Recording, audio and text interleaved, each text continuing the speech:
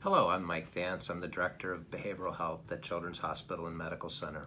I'm a psychologist by training, and as we've all experienced in our area, there's been a lot of information about the flooding in Omaha and our surrounding areas. This not only impacts us as adults, but it impacts our children. We can think of three main ways that this could impact our children. One is if our children were part of a direct impact on the flood, maybe their home flooded. That would be one level of impact. The second would be if maybe they had a relative or a close friend that experienced the direct impact.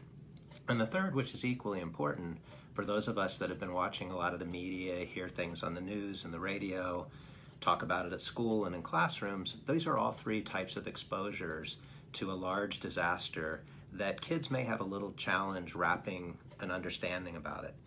We want our kids to understand that it is a reality of force of nature. We also don't want them losing sleep over it, and we don't want them escalating their anxiety and fears over water or travel or those areas.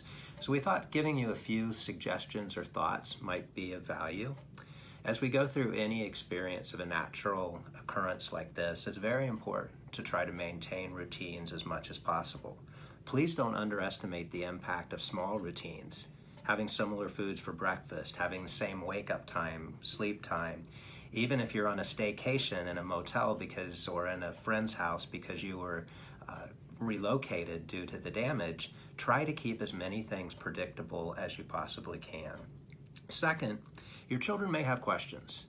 Please listen to their questions and answer their questions for what they are. I think a lot of times as parents, we may over-respond to the child's question and maybe give them more information than they were really asking for. So listen first and ask for more clarification so you can be really clear on what question your child has.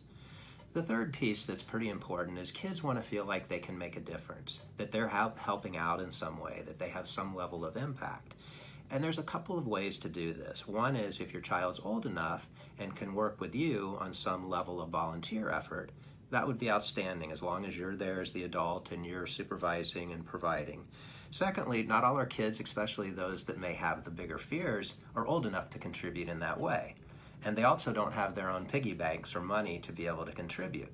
So what I would encourage in that situation is if you are going to share or help support some of the people that were challenged by this disaster, involve them in it. If you're taking supplies to drop off at the Red Cross, have them help at the store to pick those out and maybe go with you to deliver them.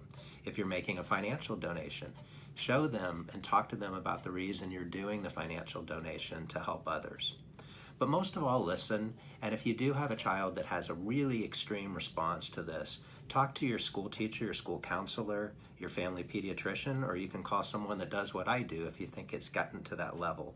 But we just need to have open, honest discussion about something that has impacted our area to this great of level. Thank you for your time.